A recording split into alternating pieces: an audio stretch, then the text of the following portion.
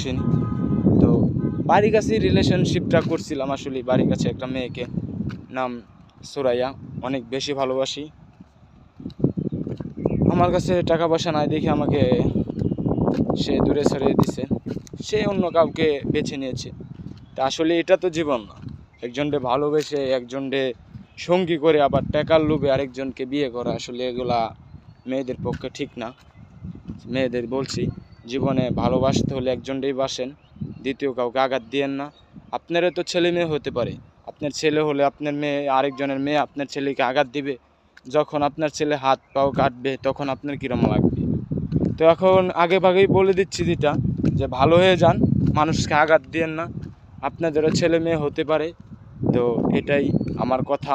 আমি অনেক কষ্ট পাইছি একজনের ভালোবাসা, চাই না আর কখনো কষ্ট পাই আর অন্য মানুষকে নিয়ে।